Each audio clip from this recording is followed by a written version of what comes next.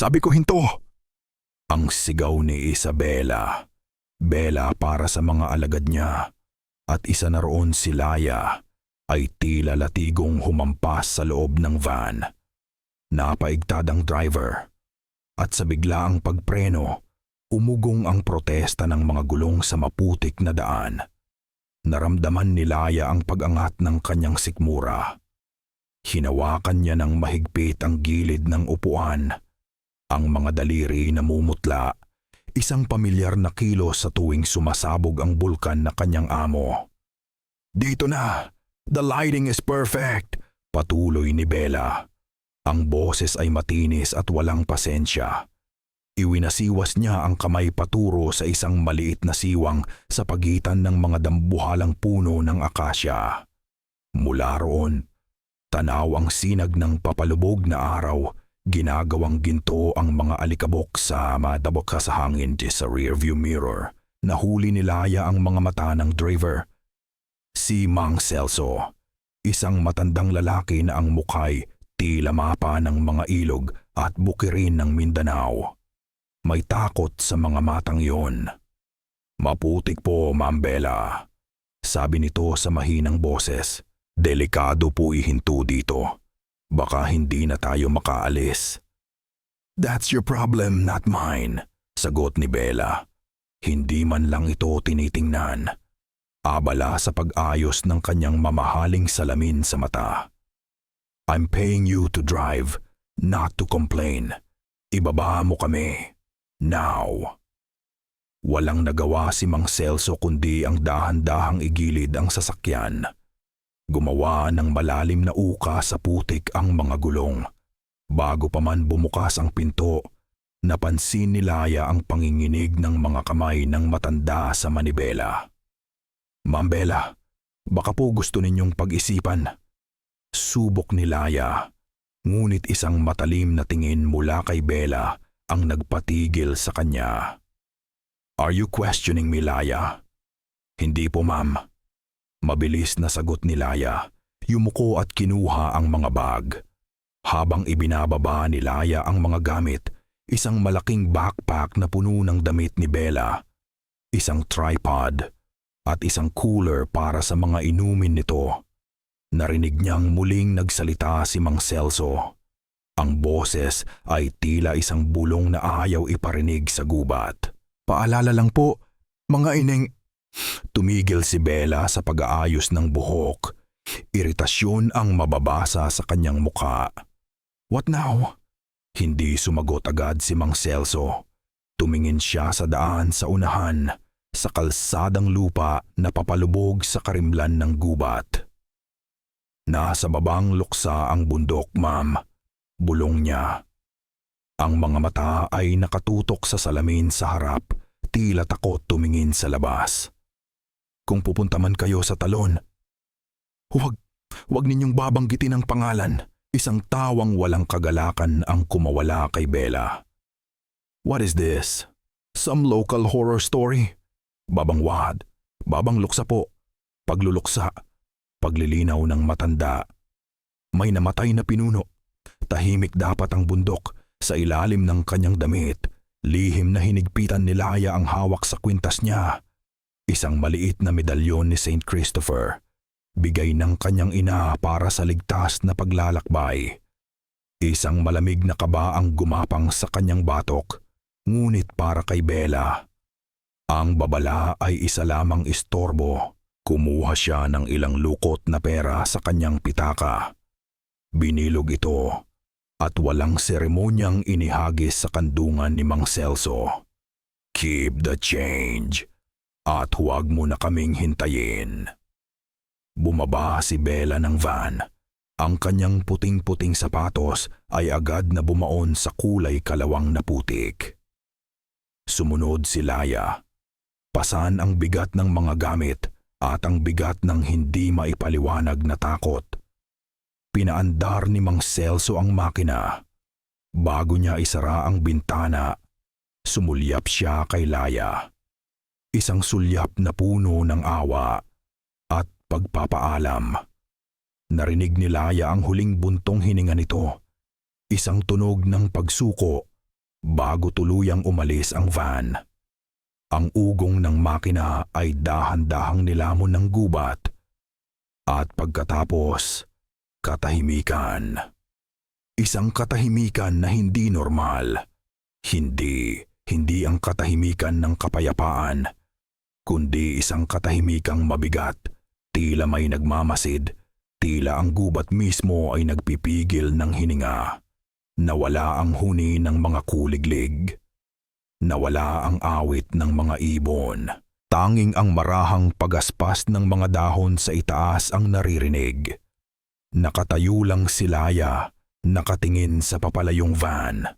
Hanggang sa ito'y naging isang tuldok na lamang at tuluyang nawala. Pakiramdam niya, iyon ang huling tulay nila pabalik sa mundong kilala niya. Ano pang tinatayo-tayo mo dyan? Napalingon si Laya. Nakatayo si Bella sa bungad ng madilim na landas, ang mukha ay walang bakas ng kahit anong pag-aalinlangan. Nakapameywang ito. Ang anino'y humahaba sa papalubog-balubog na araw. Tara na. Ang bawat hakbang sa loob ng gubat ay isang pakikibaka. Bumabaon ang bawat yapak sa maputik na lupa. Tila ayaw silang paalisin nito. Ang mga ugat ng puno ay parang mga ahas na gumagapang sa landas, laging handang manilat sa sinumang magkakamali ng tapak. Malagkit ang pawis sa balat ni Laya at ang bigat ng mga backpack ay tila doble dahil sa nanunuot na halumigmig ng hangin. Sa likod niya, walang tigil ang matinis na reklamo ni Bella. Ugh. So gross. May kung anong dumapo sa braso ko. It's so hot. Sabi mo may breeze dito, Laya. My God, wala pa ring signal. Anong klaseng lugar to? Hindi sumasagot si Laya. Itinutuon niya ang lahat ng lakas sa pag-akyat, sa pag-asang mas mabilis nilang mararating ang talon. Mas mabilis na matatapos ang paghihirap na ito. Ngunit ang gubat mismo ay tila kumikilos laban sa kanila. Ang mga sanga ay tila humaharang sa kanilang daan. Ang mga anino mula sa naglalakihang puno ay tila mga gutom na bibig na naghihintay sa kanilang pagod. Pagkatapos ng tila walang katapusang paglalakad, sa wakas ay narating nila ang isang maliit na patag na lugar. Isang siwang sa pagitan ng mga puno ang nagbigay sa kanila ng perpektong tanawin, ang talon. Mula sa malayo, ito'y isang puting hibla ng tubig na bumabagsak mula sa ituktok ng isang luntiang pader ng bato, nawawala sa abo-abo ng ambon sa ibaba. Maganda, mapayapa. Isang sandali ng ginhawa. Finally, hingal ni Bella, ngunit ang ginhawa sa kanyang boses ay agad na palitan ng pamilyar na inis. Itinaas niya ang kanyang telepono, sinubukang humanap ng signal, ngunit wala. Useless! Bulyaw niya. At sa sobrang inis ay inihagis ang telepono sa damuhan, kahit sa gitna ng pagod at pagkainis. Parang isang automatikong kilos na inayos ni Bella ang kanyang buhok. Pinunasan ang kaunting pawis sa noo at kinuha muli ang telepono. Huminga siya ng malalim, ngumiti na parang walang nangyari at nag-selfie na ang talon ang kanyang background habang pinagmamasdan ni Laya ang eksena. Isang malamig na hangin ang umihip at kasabay nito ang isang malinaw na alaala ng sinabi ni Mang Celso. Huwag ninyong babanggitin ang pangalan. Ngunit huli na ang lahat. Sa sobrang pagkadismaya dahil hindi niya maipost ang kanyang perpektong litrato, tumayo si Bella, hinarap ang gubat, at isinigaw ang lahat ng kanyang pagkairita sa iisang pangungusap. Finally! Angels Falls now. Was that so hard? Ang pangalan. Binitiwan niya ang pangalan sa hangin. At sa isang iglap, Pinatay ang tunog ng buong gubat. Bigla, tila isang kamay ang tumakip sa bibig ng buong kapaligiran. Nawala ang huni ng mga kulisap, nawala ang kaluskos ng mga dahon, nawala kahit ang mahinang ugong ng hangin. Ang tanging naririnig na lang ay ang mabilis na tibok ng puso ni Laya sa loob ng kanyang dibdib. At pagkatapos, nagsimula ang isang bagong tunog. Isang tunog na tuyo. Ritmiko. Tik-tik-tak. Hindi ito galing sa isang direksyon. Tila ito'y nanggagaling sa lahat ng dako. Sa likod ng mga puno. Sa ilalim ng mga dahon. Sa hangin mismo. Tik-tik-tak. What's that sound? Tanong ni Bella. Ang pagkairita ay napalitan na ng pagkalito. Pero hindi na siya pinansin ni Laya. Ang mga mata ni Laya ay nakatutok sa mga anino. Ang mga anino sa pagitan ng mga puno. Mga aninong tila gumagalaw. Tik-tik-tak. Dahan-dahan, mula sa kadiliman, lumabas sila. Isa-isa, mga anino na nagkaroon ng hugis tao, mga lalaki at babae, nakasuot ng mga simpleng damit na kulay lupa. Hindi sila armado, wala silang dalang kahit ano.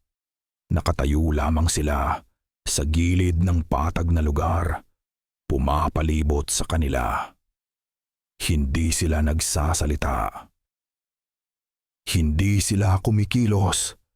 Nakatitig lamang sila, ang kanilang mga mukha ay walang emosyon. Ang kanilang mga mata ay malalim at tila nakikita ang kaluluwa ni Laya. At ang tunog ay lumalakas. Tik-tik-tak, tik-tak, tik-tak. Ngayon, malinaw na. Nanggagaling ito sa mga kwintas na suot nila.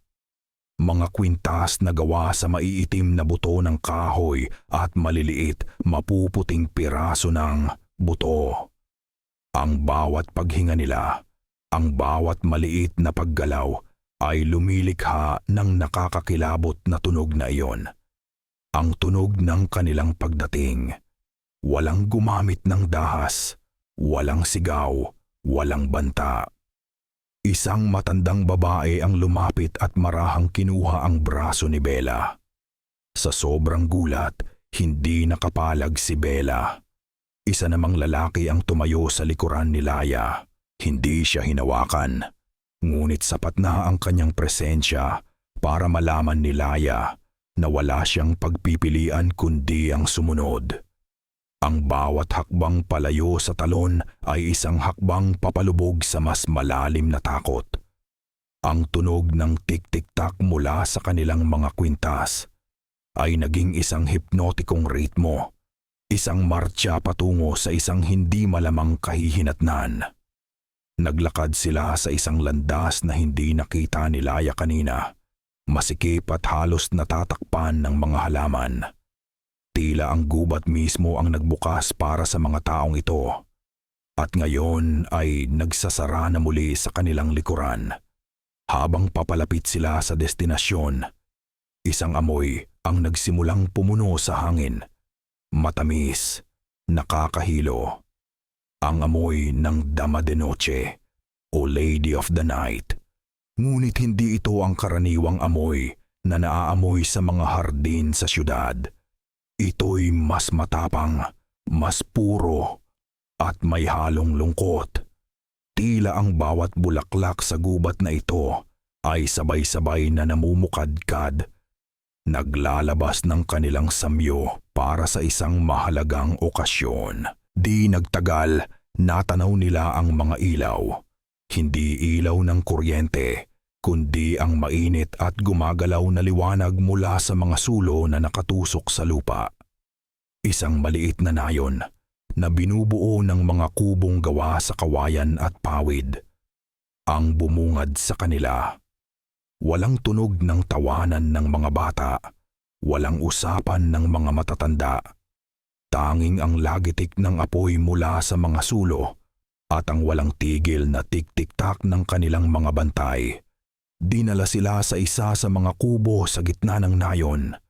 Mas malaki ito ng kaunti sa iba, ngunit tulad ng lahat, wala itong bintana.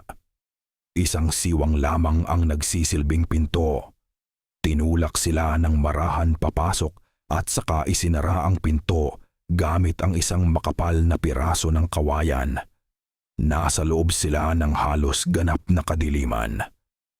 Laya! Laya, where are you? Narinig niyang bulong ni Bella.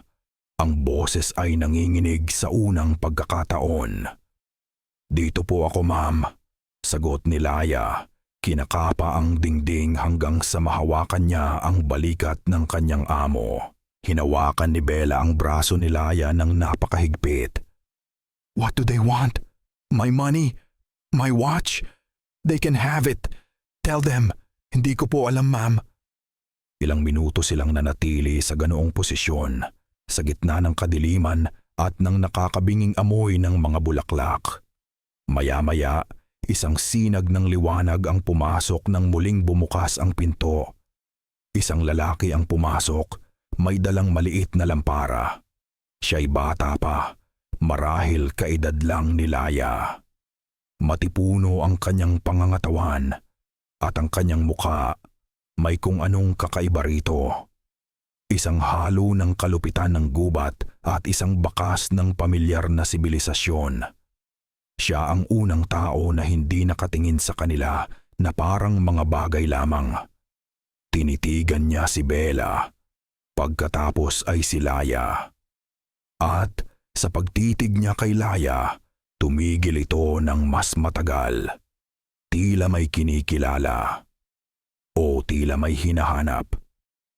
Sino kayo? Tanong ng lalaki. Ang kanyang Tagalog ay malinaw.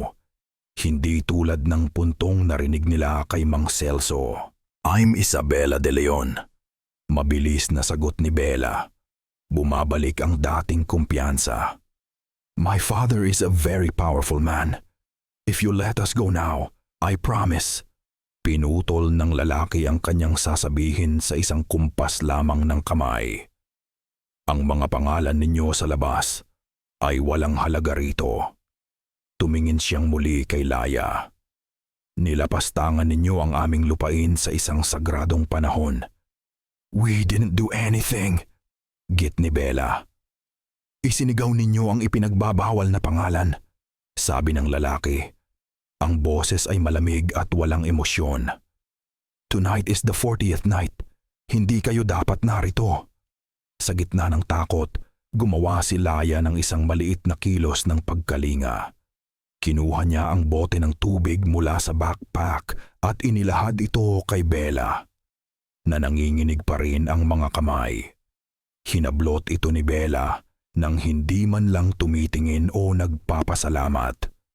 Ang maliit na kilos na iyon ay hindi nakaligtas sa mga mata ng lalaki. Tumalikod na siya para umalis. Wait! Sigaw ni Bella. What's your name o what do you want from us? Huminto ang lalaki sa may pinto. Ang kalahati ng kanyang muka ay nasa liwanag at ang kalahati ay nasa dilim. Ako si Kali, sabi niya. At ang kailangan namin ay matagal nang nakatakda. Lumabas siya ngunit bago niya isara ang pinto, muli siyang lumingon. Ang mga mata niya ay nakatutok lamang kay Laya. Bumuka ang kanyang bibig at bumulong ng mga salitang halos hindi marinig, isang babala na para lamang sa kanya. Huwag kang iinom ng kahit anong ibibigay nila. At pagkatapos, isinara ang pinto. Ang tanging naiwan ay ang kadiliman, ang amoy ng dama de noche, at ang bigat ng kanyang mga huling salita. Lumipas ang mga oras sa mabigat na katahimikan. Sa labas, ang gabi ay lalong lumalalim. Sa loob, ang hangin ay tila nauubos. Si Bella ay kanina pa paikot-ikot.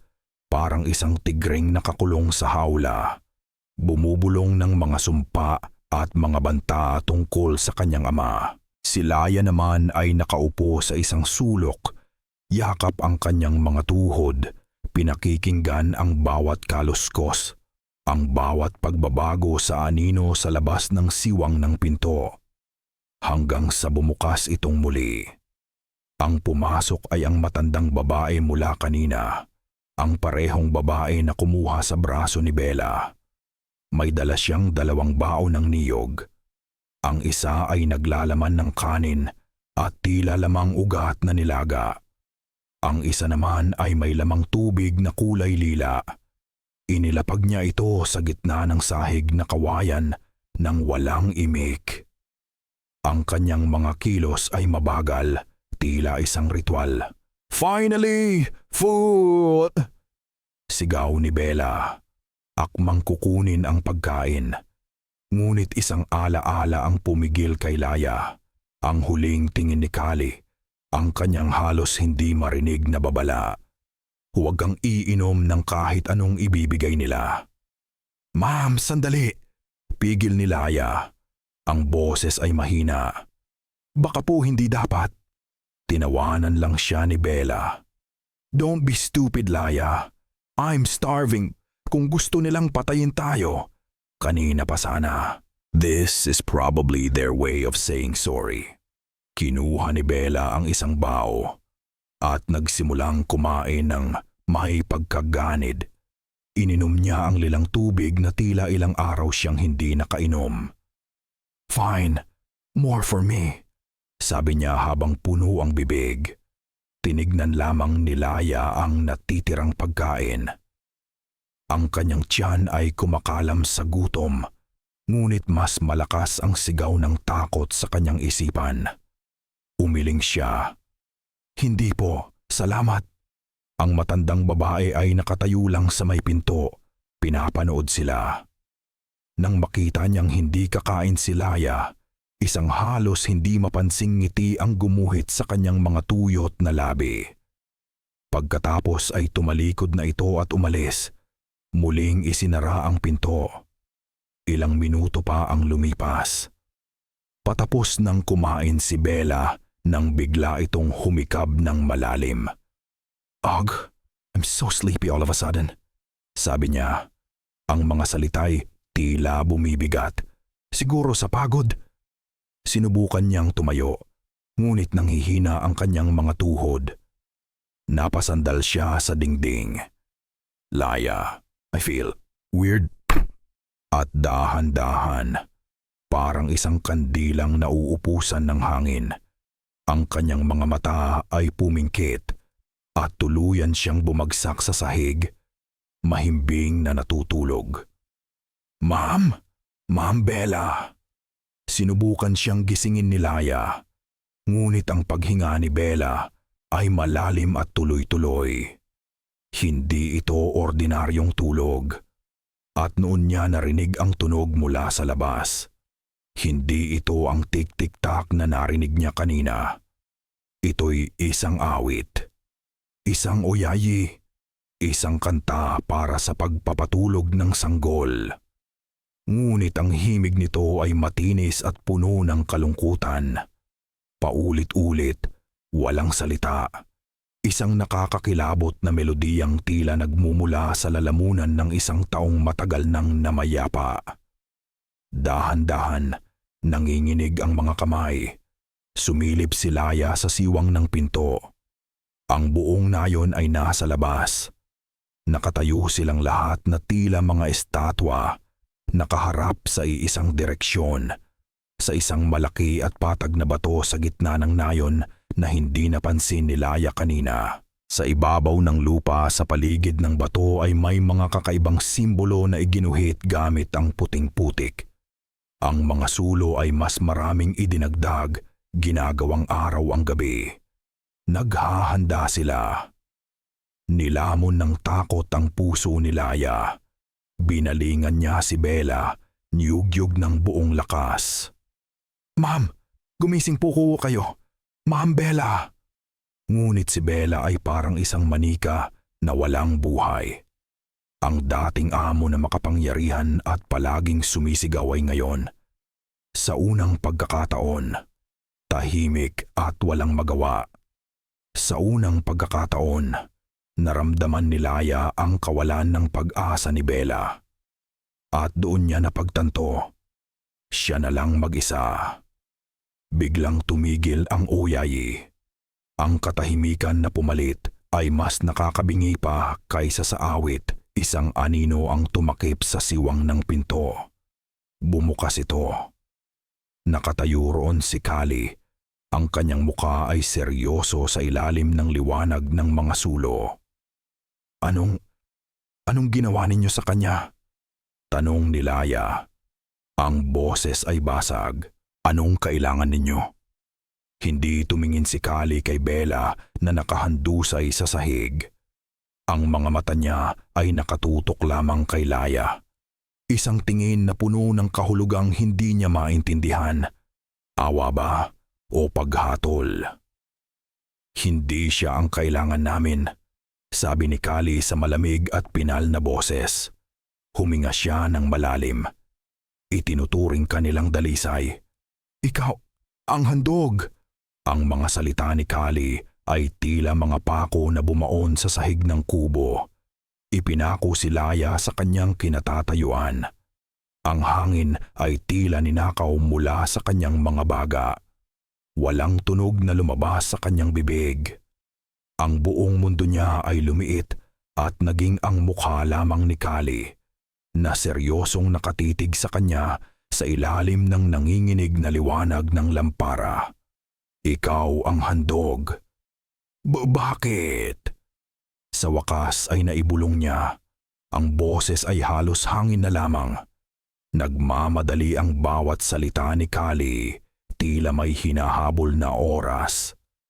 Patay na ang aming pinuno. Ngayong gabi, sa ika-40 gabi ng kanyang pagluluksa, kailangang maisalin ang kanyang lakas sa bago naming pinuno. Tumingin siya sa labas, sa direksyon ng mga sulo. Ngunit ang pagsasalin ay hindi sapat. Kailangan itong tatakan, selyuhan, gamit ang isang malinis na enerhiya. Ang enerhiya ng isang birhen na tagalabas. Napahakbang paatras si Laya. Napasandal sa malamig na dingding na kawayan. Isang handog. Isang selyo. Hindi siya tao sa kanilang paningin, kundi isang kasangkapan. Bakit mo sinasabi sa akin to? Tanong ni Laya. Isang hibla ng galit ang humalo sa kanyang takot. Kung papatayin ninyo ako, bakit? Hindi sumagot agad si Kali. Yumuko siya. Tila may tinitimbang na isang mabigat na bagay sa kanyang kalooban. Dahil ang dugo ng aking mga ninuno, simula niya sa mahinang boses, ay may utang sa dugo ng iyong mga ninuno. Napakunot ang noo ni Laya. Matagal na panahon na. Isang salot ang dumapo sa aming nayon. Halos maubos ang aming lahi. Pero isang manggagamot mula sa kapatagan ang naligaw rito at ginamot kami. Isang babae na may nunal sa ilalim ng kanyang mata, tulad mo. Napahawak si Laya sa kanyang muka. Ang maliit na nunal na iyon ang palaging sinasabi ng kanyang lola na tanda ng kanyang angkan. Hindi kita kayang iligtas, Laya. Pag-amin ni Kali, ang sakit ay maririnig sa kanyang boses. Ang pagbigkas niya sa pangalan ni Laya sa unang pagkakataon ay tila isang pagkilala sa pagkatao nito. Ang pagtulong sa iyo ay pagtataksil sa aking tribu, kamatayan ng parusa. Pero, patuloy niya, itinaas ang kanyang mga mata at ngayon ay may apoy na sa mga ito. Bibigyan kita ng paraan para mabuhay. Lumapit siya, ang ritual na ito, ang lakas na isinasalin. Ito'y para mapanatiling tulog ang sinauna. Kasabay ng pagbanggit niya sa salitang iyon, Isang malamig na hangin ang umihip mula sa siwang ng pinto. Galing sa direksyon ng talon. Pumasok ito sa loob ng kubo. Pinatay ang apoy ng lampara. At dinala ang isang tunog na hindi pa naririnig ni Laya dati. Isang mahinang-mahinang pag-aalitan. Tila dalawang dambuhalang bato na nagkikiskisan sa ilalim ng tubig. Muling sinindihan ni Kali ang lampara. Ang sinauna ay nakakulong sa ilalim ng talon. Ang aming tribu ang tagabantay. At galit na galit ang sinauna sa ingay. Doon, sa gitna ng kadiliman, ibinigay niya kay Laya ang tanging sandata nito. Ang ritual ay kailangan ng ganap na katahimikan para magtagumpay. Katahimikan at kadalisayan. May kinuha si Kali mula sa kanyang baywang. Isang maliit na patalim, itim at makintab, gawa sa obsidian. Inilagay niya ito sa nanginginig na kamay ni Laya. Malamig ito sa kanyang balat. "Itago mo to," bulong ni Kali. "Para sa sarili mo, hindi para sa kanila." Naintindihan ni Laya. Ang patalim ay hindi para lumaban sa isang buong tribu. Ito'y para bigyan siya ng pagpipilian. Sa labas, ang oyayi na kanina pa umaalingaw-ngaw ay biglang tumigil. Isang nakakabinging katahimikan ang pumalit. Ang katahimikang hinihingi ng ritual. Nanlaki ang mga mata ni Kali. "Oras na," sabi niya. Ang boses ay halos paos. At sa isang iglap, tila isang aninong nilamon ng dilim, nawala siya sa pinto. Naiwan si Laya, mag-isa. Sa isang kamay, ang malamig na patalim na obsidian. At sa kanyang isipan, isang desperado at nakakabaliw na ideya na nagsisimulang mabuo. Ang katahimikan sa labas ay isang kumot na bumalot sa kubo. Pinipipi ang bawat tibok ng puso ni Laya. Nakakuyom ang kanyang mga daliri sa lamig ng patalim na obsidian. Para sa sarili mo, hindi para sa kanila. Ang mga salita ni Kali ay umalingaw-ngaw sa kanyang isip. Ang ibig ba niyang sabihin ay, ito ang kanyang huling paraan para makatakas? Ang tapusin ang lahat bago pa nila masimulan? Nanginginig siyang itinaas ang patalim. Ang makintab na itim na dulo nito ay kumikinang sa sinag ng buwan na sumisilip sa siwang. Ngunit isa pang alaala ang sumingit sa kanyang isipan. Mas malakas, mas desperado. Ang sinauna ay galit sa ingay. Dalawang landas. Ang landas ng katahimikan at pagsuko o ang landas ng ingay at paglaban. Bumukas ang pinto. Ang matandang babae mula kanina ay pumasok, kasama ang isa pang babae na mas bata at mas malakas. Ang kanilang mga mukha ay walang emosyon. Ang kanilang mga mata ay nakatutok sa kanya na parang isa lamang siyang hayop na kailangang dalhin sa katayan. Humakbang sila palapit. Humigpit ang hawak ni Laya sa patalim. Ngunit alam niya, sa sandaling gamitin niya ito laban sa kanila, sisigaw sila. Magkakaroon ng gulo. At sa huli, wala siyang laban sa kanilang lahat. Sa isang iglap ng desperasyon, binitawan niya ang patalim at gumapang patungo sa kanyang backpack na naiwan sa isang sulok. Nagmamadali niyang binuksan ito. Ang kanyang mga daliri nanginginig. Hinahanap ang kahit anong pwedeng gamitin. Powerbank, suklay, pabango. Walang silbi ang mga ito. Hinablot ng mas batang babae ang braso niya. Ang hawak nito ay bakal. Wacht! Sigaw ni Laya, pumipiglas. At doon, sa ilalim ng mga damit, nahawakan ng kanyang mga daliri ang isang bagay na maliit at pamilyar. Isang maliit na botelyang plastik na parang laruan.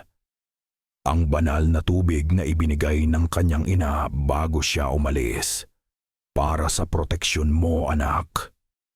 Sa isip niya, ang banal na tubig ay para sa mga demonyo sa simbahan, sa mga kwento sa libro.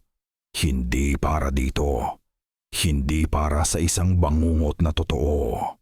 Ngunit wala na siyang ibang pagpipilian. Habang hinihila siya patayo sa isang kilos na puro galing sa takot at hindi sa pag-iisip, binuksan niya ang takip ng bote at iwinisik ang laman nito sa mukha ng matandang babae. Tsk! Isang tunog na halos hindi marinig, parang isang munting kislap ng kuryente. Hindi sumigaw sa sakit ang matandang babae. Hindi siya nasunog, ngunit bumitaw siya. Humakbang siya paatras. Ang mga matay ng lalaki sa pagkabigla. Hindi siya nakatingin kay Laya.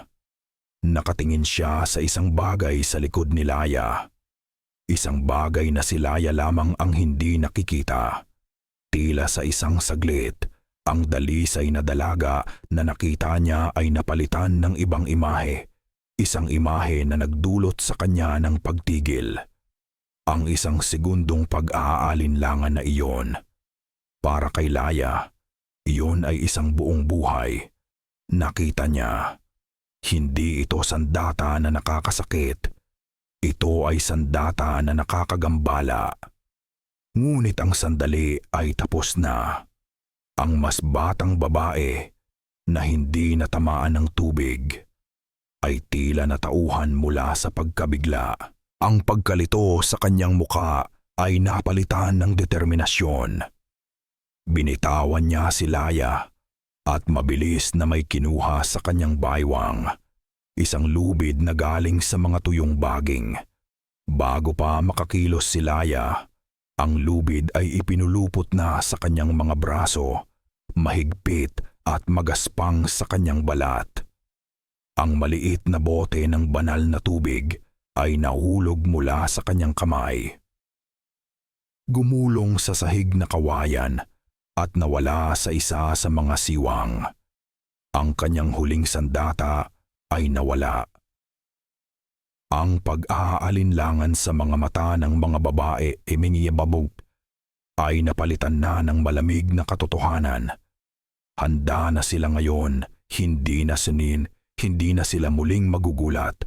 Hinila nila si Laya patayo at sa pagkakataong ito, hindi na siya pumiglas. Itinago niya ang kanyang lakas. Itinago niya ang kanyang plano. Dahil ngayon, malinaw na sa kanya ang lahat. Mayroon siyang armas na mas malakas pa sa banal na tubig. Isang armas na itinuro sa kanya ni Kali. At gagamitin niya ito sa tamang oras. Hinila si Laya palabas ng kubo. Ang lamig ng gabi ay dumampi sa kanyang balat. Isang malupit na paalala na ang init at kaligtasan ng munti niyang kulungan ay tapos na. Sa kanyang paglabas, ang buong nayon ay naging isang dagat ng mga tahimik na mukha, naliligo sa kulay kahel na liwanag ng daan-daang sulo. Habang kinaladkad siya ng dalawang babae patungo sa gitna, ang mga tao ay kusang humahawi para bigyan sila ng daan. Walang nagsasalita, walang bumubulong. Ngunit ang kanilang mga mata ang nagsasabi ng lahat. Hindi galit ang nakita ni Laya, kundi isang bagay na mas nakakakilabot pa. Isang halo ng taimtim na paggalang at malalim na kalungkutan. Ang mga matatanda ay nakayuko, tila hindi kayang salubungin ang kanyang tingin. Ang mga bata, hawak ang kamay ng kanilang mga ina, ay nakatitig sa kanya ng may pagkamangha at takot. Tila siya isang diyosa na ihahatid sa dambana o isang kordero na dadalhin sa katayan. Para sa kanila, marahil wala itong pagkakaiba. Doon niya naintindihan, hindi sila masasama. Sila ay mga taong gumagawa ng isang bagay na kakilakilabot dahil naniniwala silang ito ay kinakailangan. At iyon ang tunay na horror. Habang papalapit sila sa malaking patag na bato, nagsimulang magbago ang hangin. Lumamig ito at ang tunog ng talon. Hindi na ito ang payapang lagaslas ng tubig na narinig niya kanina. Ngayon, ito'y isang mabigat at malalim na dagundong. Tila hindi ito tubig na bumabagsak, kundi ang mabagal at ritmikong paghinga ng isang dambuhalang hayop na natutulog sa likod ng tabing ng tubig. Ang bawat paghinga nito ay nagpapayanig sa lupa sa ilalim ng kanyang mga paa. At sa gitna ng mga anino, sa gilid ng landas, nakita niya si Kali. Nakatayo siyang mag-isa, malayo sa iba. Hindi siya makatingin ng diretso kay Laya. Ang kanyang mga mata ay nakatutok sa lupa at ang kanyang mga kamay ay mahigpit na nakakuyom sa isang maliit na anitong gawa sa kahoy. Isang kilos ng panalangin o ng pagsisisi. Ang kanilang mga mata ay hindi nagtagpo, ngunit naramdaman ni Laya ang bigat ng kanyang kahihiyan. Ang utang na hindi niya kayang bayaran. Sa wakas, narating nila ang dulo. Ang patag na bato ay mas malaki pa sa malapitan. Ang ibabaw nito'y nabahiran ng mga lumang mantsa na mas maitim kaysa sa gabi. At sa tabi nito, nakatayo ang isang lalaki, nakatalikod sa kanila. Nakaharap sa humuhugong na talon. Nang lumingon ito, nakita ni Laya ang bagong pinuno. Ang kanyang katawan ay balot ng mga itim na tattoo, mga sinaunang simbolo na tila gumagalaw at nabubuhay sa ilalim ng liwanag ng mga sulo. Ang kanyang mukha ay tila inukit mula sa bato ng bundok, matigas, walang emosyon at sinauna. Tumingin siya kay Laya, ngunit tila hindi siya nito nakikita bilang isang tao. Tinitignan niya ang handog. Ang selyo. Pinaluhod siya ng dalawang babae sa harap ng bato. Ang magaspang na bato ay malamig sa kanyang mga tuhod. Itinaas ng bagong pinuno ang kanyang mga kamay. Ang dagundong ng talon ay tila humina, naghihintay. Ang buong nayon ay nagpipigil ng hininga. At nagsimula siyang umawit. Isang awit na walang himig. Mga salitang galing sa isang wikang matagal nang namayapa. Mga tunog na malalim at garalgal, tila galing sa lalamunan ng lupa. Napatingin si Laya sa kanyang murang relo. Ang manipis na kamay nito ay nanginginig sa bawat tibok ng kanyang pulso. 3:50 ng umaga. Itinaas ng pinuno ang isang sakbit na patalim. Gawa ito sa itim na obsidian. Tulad ng bigay ni Kali, ngunit mas malaki at mas nakakatakot. Kumikinang ang talim nito sa ilalim ng liwanag ng mga sulo. Uhaw sa isang ritual na hindi maintindihan ni Laya. Ang kanyang mga panalangin ay hindi dinidinig. Ang kanyang mga luha ay tuyo na. Ang tanging natitira ay ang mga huling salita ni Kali. Katahimikan, kadalisayan. Ang dalawang bagay na kailangan ng ritual. Ang dalawang bagay na sisirain niya. Alam ni Laya na mayroon lamang siyang ilang segundo. Habang ang pinuno ay nakatingala sa buwan, bumibigkas ng mga huling salita ng sinaunang dasal. Ginawa ni Laya ang kanyang huling desperadong hakbang. Ipinikit niya ang kanyang mga mata. Huminga siya ng malalim. Pinuno ang kanyang mga baga ng malamig at mabigat na hangin ng gabi. At sumigaw siya. Hindi ito sigaw ng takot. Hindi ito sigaw ng sakit. Ito ay isang sigaw ng paglapastangan. Isang matinis, walang pakundangang sigaw na pumunit sa sagradong katahimikan ng gabi. Tila isang basag na salamin. Sinira nito ang konsentrasyon ng lahat. Ang pinuno ay natigilan sa kalagitnaan ng kanyang dasal. Ang buong tribo ay napatingin sa kanya. Ang kanilang mga mukha ay puno ng pagkabigla. Ngunit hindi pa siya tapos. Kasabay ng kanyang pagsigaw, ipinilipit niya ang kanyang katawan. Ang mga lubid ay gumagasgas sa kanyang balat. Ang backpack ni Bella ay itinapon sa tabi niya kanina. Gamit ang kanyang mga kamay na nakatali sa likod, kinapa niya ang patalim na obsidian na sinaisiniksik niya sa pagitan ng lubid at ng kanyang pulso. Sa isang mabilis at desperadong kilos, hindi niya sinubukang saksakin ang sinuman. Sa halip, ginamit niya ang matalim na dulo nito para putulin ang isang manipis na nylon cord. Ang cord na nagkakabit sa telepono ni Bella sa gilid ng backpack. Nahulog ang telepono sa lupa, gamit ang dulo ng kanyang daliri. Sa huling lakas na natitira, pinindot niya ang nag-iisang pindutan sa gilid nito. Ang screen ay umilaw, at pagkatapos, bumulwak ang tunog. Isang sintunado at masayang himig ng pop music, ang default factory ringtone, sa gitna ng sinaunang dasal at ng dagundong ng talon. Ang tunog ng murang teknolohiya ay isang kalapastanganan, isang insulto, ang ingay ng sibilisasyon. Sa isang iglap, bago bumagsak ang lahat, nakita ni Laya ang dalisay na pagkabigla sa mukha ng pinuno. Ang kanyang bibig ay nakabubukas. Ang dasal ay namatay sa kanyang lalamunan. Pagkatapos ang pagkabigla ay napalitan ng takot. Isang kolektibong paghinga ng takot ang narinig mula sa buong tribu. Ngunit hindi na sila nakatingin kay Laya. Lahat sila, pati ang pinuno, ay nakatingin sa iisang direksyon. Sa talon ng tumanton, ang dagundong ay nagbago. Hindi na ito ang paghinga ng isang natutulog na higante.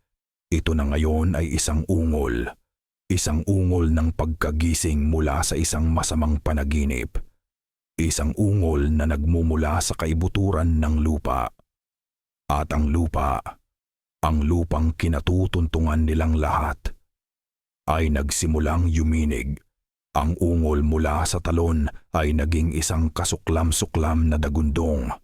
Mula sa mismong puso ng lagaslas ng tubig, isang bagay ang nagsimulang umangat.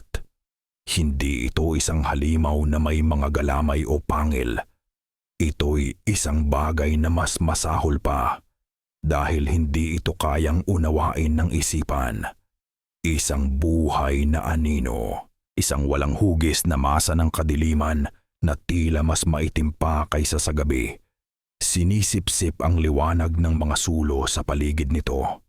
Walang mata, walang bibig, ngunit nararamdaman ni Laya na ito'y nakatingin sa kanilang lahat. Kasabay ng pag-angat nito, isang tunog ang nagsimulang kumalat sa hangin. Isang mababang ugong na hindi naririnig ng tenga, kundi nararamdaman sa kaibuturan ng mga buto. Pinapalibot nito ang bawat isa, nagdudulot ng pagkahilo at isang alon ng biglaang pagkasuklam. Ang tribu, ang mga tagabantay na nabuhay ng ilang henerasyon para pigilan ang sandaling ito, ay gumuho. Ang ilan ay napaluhod, ang kanilang mga dasal ay naging mga hikbi ng pagsisisi. Ang iba ay napatakbo sa bulag na takot, tanging para madapa, at gumapang palayo sa kanilang pinakamasamang bangungot na nagkaroon ng buhay. Ang ritual ay bigo. Ang kanilang tungkulin ay bigo. Sa gitna ng kaguluhan, ang marahas na pagyanig ng lupa ang gumising kay Isabela. Napabalikwas siya, ang kanyang mga mata ay nanlalaki sa pagkalito. What's happening? Bulong niya. Pagkatapos ay nakita niya. Nakita niya ang nagpupumiglas na si Laya sa lupa. Nakita niya ang nagpapanik na tribu. At nakita niya ang dambuhalang anino na umaangat mula sa talon. Ang lahat ng kulay ay nawala sa kanyang mukha. Ang pagiging sopistikada, ang kayabangan, ang kapangyarihan na dala ng kanyang apelyido, lahat ay natunaw na parang yelo sa apoy. Ang natira na lamang ay ang dalisay, hayop na takot. Tumingin siya kay Laya. Tumingin siya sa halimaw. At sa kanyang utak na puno ng takot, isang simple at makasariling kalkulasyon ang nabuo. Isang sakripisyo. Kailangan nila ng sakripisyo. Tumayo si Bella, nanginginig ang mga binti. Tumakbo siya, hindi palayo, kundi patungo kay Laya. "Ma'am Bella!" Sigaw ni Laya. Sa isang iglap ay inakalang tutulungan siya nito. Nagtagpo ang kanilang mga mata. Sa isang segundong iyon, wala ng amo at alalay. 2 babae lamang na nasa bingit ng kamatayan. At sa mga mata ni Bella, hindi galit o kasamaan ang nakita ni Laya. Nakita niya ang isang bagay na mas masahol pa. Isang kaawa-awang takot na kayang gawin ang lahat para mabuhay. "Here!" Sigaw ni Bella. Ang boses ay basag at matinis, hindi para kay Laya kundi para sa tribu, para sa halimaw, para sa kahit sinong nakikinig. "Take her! She's the one you want! Take her, not me!" At sa huling lakas na natitira sa kanya, itinulak niya si Laya. Isang marahas na tulak na nagpagulong kay Laya sa lupa, diretso sa landas ng nagkakagulong mga mamaaptag, mga miyembro ng tribu. Ang kilos na iyon, ang sigaw, ang pagtataksil, ang dalisay na pagkamakasarili, ay tila isang alay na mas malakas pa kaysa sa anumang ritual. Ang walang hugis na anino ay tila natigilan. Ang mababang ugong ay tumaas. Naging isang dagundong na tila nagpapahayag ng kasiyahan. Pagkatapos, sa isang kilos na mas mabilis pa sa kayang sundan ng mata, lumagpas ito kay Laya. Binaliwala nito si Laya na tila isa lamang siyang bato sa daan. Sa halip, ang buong puwersa ng kadiliman ay bumulusok patungo sa nayon. Patungo sa pinagmulan ng sigaw. Patungo kay Isabela. Ang huling narinig ni Laya ay ang nakakabinging sigaw ni Bella. Isang sigaw na pinutol at nilamon ng mas malakas at mas sinaunang dagundong ng halimaw. Nakatulala si Laya sa lupa. Ang sigaw ni Bella ay umuulit-ulit pa rin sa kanyang pandinig. Ang lupa ay patuloy na yumayanig. Ang hangin ay mabigat sa amoy ng takot at ng isang bagay na mas luma pa, ozone, at nabubulok na lupa. Ang nayon ay isang entablado ng kaguluhan. Ang mga sulo ay nagbagsakan, lumilikha ng mga gumagalaw na anino na mas nakakatakot pa kaysa sa ganap na kadiliman. Ang sinauna ay hindi pumapatay ng mabilis. Tila ito'y naglalaro. Ang mga itim na galamay nito ay humahampas sa mga kubo. Ginigiba ang mga ito na parang mga bahay na gawa sa posporo. Isang kamay ang humablot sa braso ni Laya. Napasigaw siya ngunit ang sumunod na boses ay pamilyar. "Laya tayo na, si Kali." Ang mukha niya ay nabahiran ng putik at marahil ay luha. Gamit ang sarili niyang patalim na obsidian, mabilis niyang pinutol ang mga baging na nakatali sa mga kamay ni Laya. "Tumakbo ka!" Sigaw niya. Hinila siya patayo. Hinila siya ni Kali palayo sa pangunahing kaguluhan, hindi pabalik sa dinaanan nila kanina, kundi sa isang makitid na landas sa likod ng mga kubo na halos hindi makita sa dilim. Ang kanilang pagtakbo ay isang desperadong sayaw sa pagitan ng buhay at kamatayan. Nakita ni Laya ang mga mandirigma ng tribu. Ang mga lalaking kanina lang ay tahimik na nakatayo, ngayon ay sumisigaw ng mga panalangin sa digmaan. Ang kanilang mga sibat at itak ay walang silbi laban sa isang kaaway na walang katawan. Isa-isa, nilalamon sila ng anino. Ang kanilang mga sigaw ay biglang napuputol na parang pinatay na radyo. Ang tunog. Ang tunog ang pinakamasahol sa lahat. Hindi tunog ng laman na napupunit, kundi ang tuyo at malutong na tunog ng mga butong na babasag sa loob ng kadiliman. Habang tumatakbo sila, isang itim na latigo ng anino ang humampas mula sa gilid, direkta sa kanilang dinaraanan. Laya! Sa isang kilos na mas mabilis pa sa kanyang pag-iisip, itinulak siya ni Kali ng buong lakas. Napasubsob si Laya sa putik. Narinig niya ang tunog ng paghampas at ang isang malalim, pigil na hininga mula kay Kali. Paglingon niya, nakita niyang nakaluhod na ito sa isang tuhod. Ang isang braso ay nakahawak sa kanyang tagiliran, kung saan siya tinamaan ng anino. Ang kanyang damit ay nasunog at nag-usok, at ang balat sa ilalim nito ay itim na itim, tila kinakain ng isang di nakikitang apoy. Kali, umalis ka na, sabi niya. Hirap na sa paghinga. Itinuro niya ang isang siwang sa pagitan ng dalawang malaking puno. Ang daan palabas. Tumakbo ka, huwag kang lilingon. Sinubukan siyang tulungan ni Laya na tumayo, ngunit umiling si Kali. May kinuha siya mula sa kanyang leeg, ang maliit na anitong kahoy na mahigpit niyang hawak kanina. Isiniksik niya ito sa nanginginig na kamay ni Laya. Para sa'yo, hindi kita iiwan. Umiiyak na, sabi ni Laya. Isang nangiti, isang malungkot at tapos ng ngiti ang gumuhit sa mga labi ni Kali. Tumingin siya sa mga mata ni Laya. At sa huling pagkakataon, nakita ni Laya ang lalaki, hindi ang mandirigma. Bayad na ang utang. At sa huling lakas niya, itinulak niya muli si Laya. Alis na. Ang sigaw na iyon ang nagpabalik sa katinoan ni Laya. Sa likod ni Kali, isa pang anino ang nabubuo. Tumalikod si Laya. At tumakbo siya. Tumatakbo siya ng walang lingon likod. Ang mga luha at putik ay naghahalo sa kanyang pisngi. Ang mga sanga ay humahampas sa kanyang mukha, ngunit hindi niya ito nararamdaman.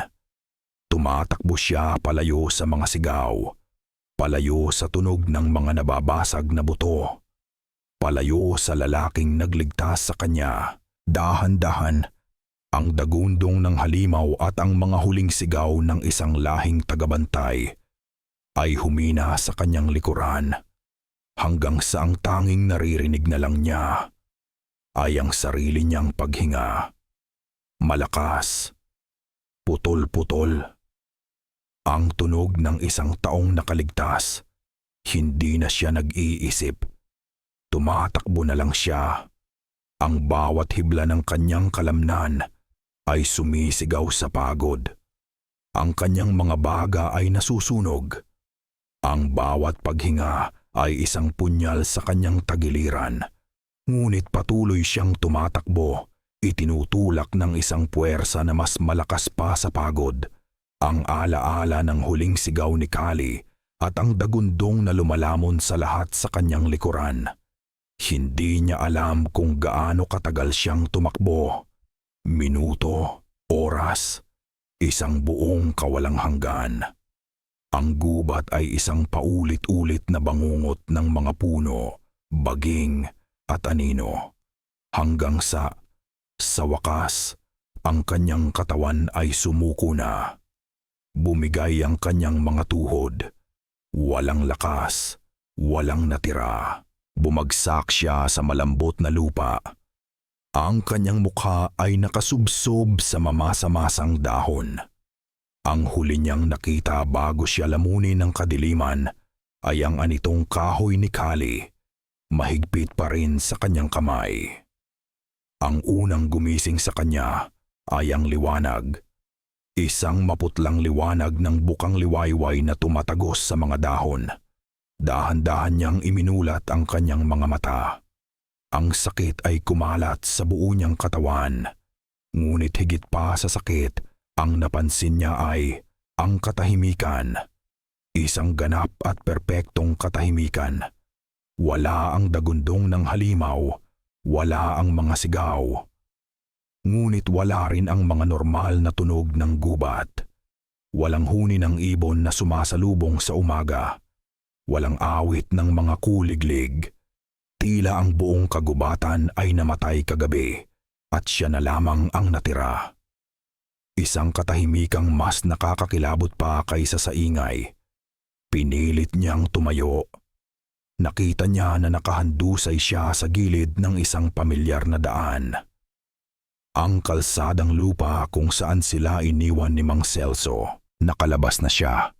Tumingin siya sa kanyang sarili. Ang kanyang damit ay punit-punit at basang-basa sa putik at dugo. Hindi niya alam kung dugo niya o dugo ni Kali. Ang kanyang buhok ay puno ng mga tuyong dahon. Sa sino mang makakakita, isa siyang aparisyon mula sa isang masamang panaginip. At may nakakita nga sa kanya.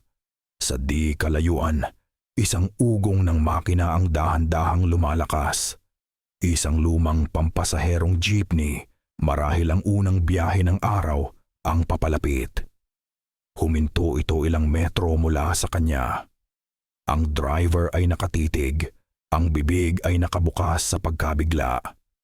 Ang iilang pasahero sa loob, mga magsasaka, isang matandang babae na papunta sa palengke, ay napatingin din. Ang kanilang mga mukha ay puno ng takot at awa. Walang nagsalita. Dahan-dahan, nagsimula siyang maglakad patungo sa kanila.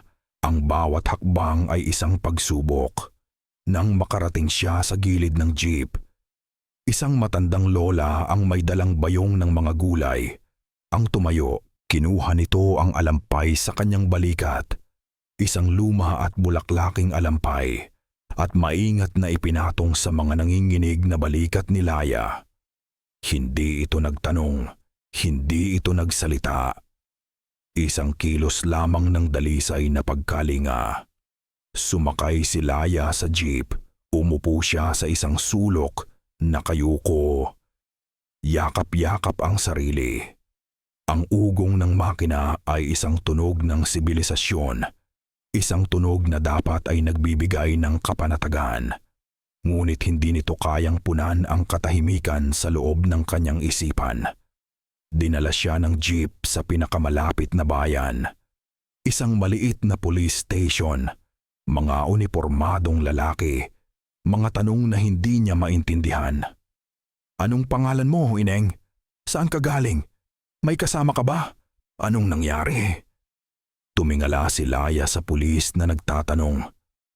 Ang kanyang mga mata ay blangko at walang buhay.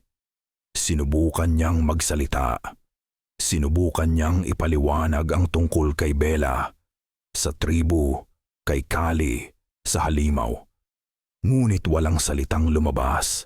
Ang tanging kaya niyang gawin ay umiling ng dahan-dahan. At bumulong. Isang babala na para sa kanila ay walang kahulugan. Ngunit para sa kanya, ito na ang buong katotohanan ng mundo. Nasa babang luksa ang bundok.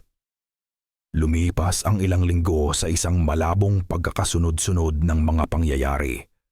Mga ospital na amoy gamot. Mga social worker na may malumanay na boses. Mga pulis na paulit-ulit ang tanong. Isang maliit at ligtas na silid sa isang safe house ng gobyerno. Ikinuwento ni Laya ang isang bersyon ng katotohanan. Isang bersyon na kaya nilang paniwalaan. Na late sila, naabutan ng dilim sa gubat. Nagkahiwalay sila ni Isabela. Naligaw siya. Hindi na niya ito muling nakita. Isang simple at kalunos-lunos na kwento ng isang hiking trip na naging trahedya. Walang binanggit tungkol sa isang nayon, sa isang ritual, o sa isang halimaw na gawa sa anino. Sino ang maniniwala? Ituturing lamang siyang baliw. Isang gabi, habang nag-iisa sa kanyang silid, binuksan niya ang isang maliit na telebisyon. Balita sa gabi. At doon, nakita niya ang mukha ni Isabela. Isang magandang litrato nito, nakangiti, buhay na buhay. Patuloy pa rin ang paghahanap sa nawawalang travel blogger na si Isabela De Leon, sabi ng news anchor. Ang boses ay puno ng propesyonal na pakikiramay. Ayon sa mga awtoridad, ang pangunahing teorya ay isang aksidente sa kagubatan o isang posibleng kaso ng kidnapping for ransom, bagamat wala pang tumatawag na grupo para umako ng responsibilidad. Ipinakita sa screen ang ama ni Bella, isang makapangyarihang senador na umiiyak sa harap ng mga kamera, nag-aalok ng malaking pabuya para sa anumang impormasyon. Pagkatapos, isang pamilyar na eksena ang lumabas.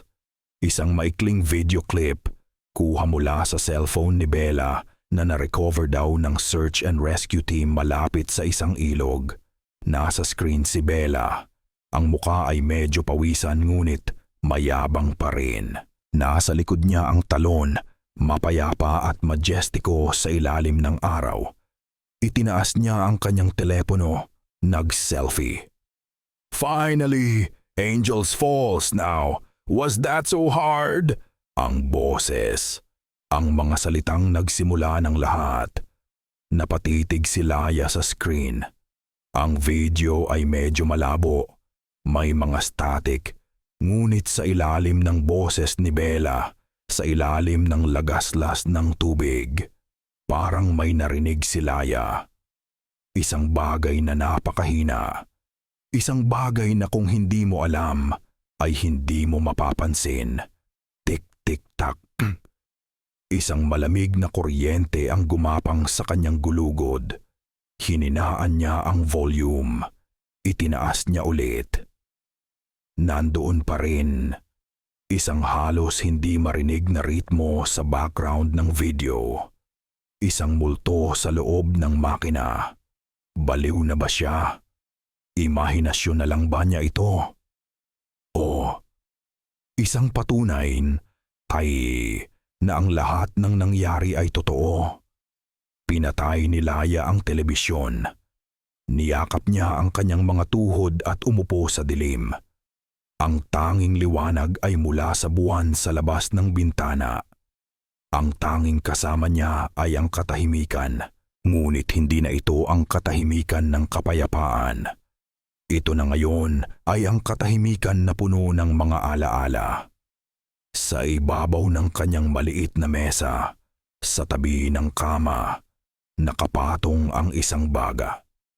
Ang maliit na anitong kahoy na bigay ni Kali. Hinawakan niya ito. Ang makinis na kahoy ay mainit-init sa kanyang palad. Ito na lamang ang natitirang pisikal na ebidensya ng kanyang pinagdaanan. Isang katok sa pinto ang nagpaigtad sa kanya. "Laya anak," ang boses ng kanyang ina. Dinala siya ni Torito kahapon para samahan siya. Pumasok ang kanyang ina. May daladalang isang basong tubig. "May bisita ka raw ulit bukas. Mula sa embahada. Gusto ka lang daw kausapin ulit." Tumangulang si Laya. Kailangan niyang ikwento muli ang kanyang kasinungalingan. Kailangan niyang ilarawan muli ang mukha ni Bella sa huling pagkakataon na nakita niya ito. Kailangan niyang mabuhay sa mundong ito. Ang mundong hindi kailanman malalaman ang katotohanan tungkol sa kung ano talaga ang naghihintay sa kadiliman ng gubat na iyon. Ngunit, habang nakaupo siya roon, hawak ang anito. Alam niya sa kanyang sarili na isang bahagi niya ay hindi na kailanman nakaalis sa bundok na iyon. 6 na buwan. Sa 6 na buwan, sinubukan ni Laya na tahiin muli ang mga punit-punit na hibla ng kanyang buhay. Nakahanap siya ng bagong trabaho bilang isang library assistant, isang trabahong tahimik at napapaligiran ng mga kwentong hindi totoo. Lumipat siya sa isang maliit na apartment sa isang mataong lugar sa Maynila. Umaasang ang ingay ng syudad ay kayang tabunan ang katahimikan ng kanyang mga alaala. Hindi na siya muling nagsalita tungkol sa totoong nangyari. Ang kaso ni Isabela de Leon ay dahan-dahang namatay. Naging isa na lamang sa mga hindi nalutas na misteryo. Isang paalala sa mga travel vlogger na mag-ingat. Natuto si Laya ng ngumiti sa kanyang mga katrabaho. Natuto siyang tumango kapag tinatanong kung kumusta na siya. Natuto siyang magpanggap na ang Laya na tumatakbo sa gubat ay isang ibang tao, isang taong iniwan na niya sa Mindanao. Ngunit may mga gabi tulad nito na hindi siya makatulog.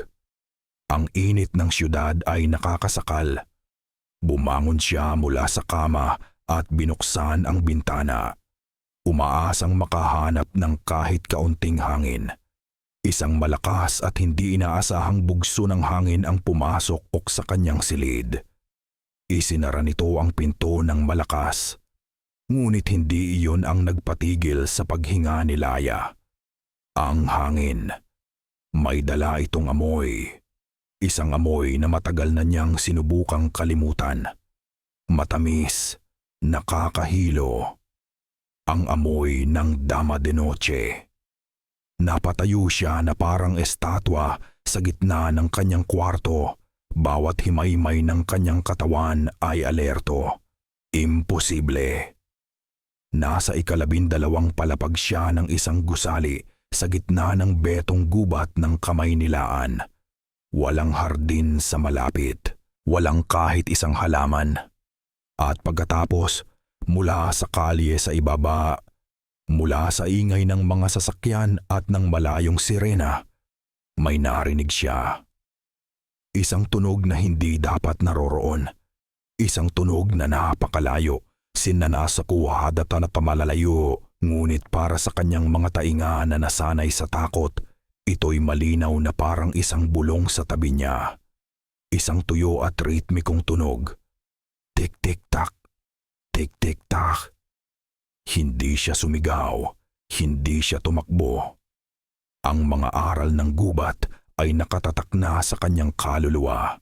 Dahan-dahan ipinikit na lamang niya ang kanyang mga mata dahil alam niya, maaari mong takasan ang